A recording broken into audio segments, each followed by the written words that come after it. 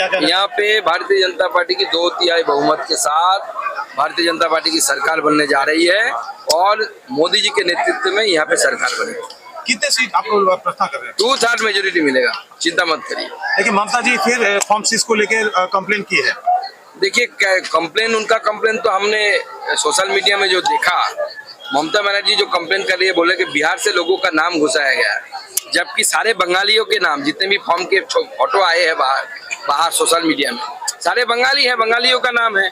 और लोकल जो असेंबलीज है, हावड़ा ग्रामीण इलाका, रूरल एरिया का, यहाँ कोई श्रीरामपुर का वोटर है, तो कौन बाहर से आ रहा है? बाहर से तो कोई नहीं आ रहा है। तो आज तो आप लोगों का बीजेपी का कैंडिडेट का नॉमिनेशन शुरू हो गया है, क्या कहना चाहेंगे? देखिए, यहाँ पे अलीपुरद्वार जिले में आज मैं हूँ, यहाँ पे एक साथ 5 लोगों का नॉमिनेशन आज होगा। यहाँ पे 5-0 होने वाला है, 5-0, जैसे फुटबॉल में होता है ना गोल, 5-0 में हारना मतलब बहुत जबरदस्त हार होता है, और तृणमूल को ही जबरदस्त हार मिलने वाला है। সুপ্রিম কোর্ট বলছে যে একজন বৈধ ভোটারের নাম বাদ যাবে না, ট্রাইব্যুনালে যেন কারো নাম বাদ না যায়, এবং ফর্ম 6 নিয়েও সুপ্রিম কোর্ট একটা কড়া মন্তব্য করেছে।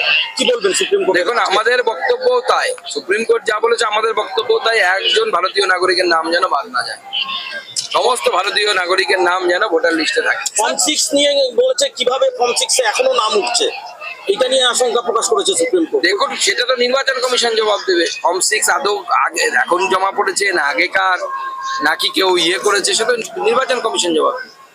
उत्तर बंगाल का चाय बागान का वोट बैंक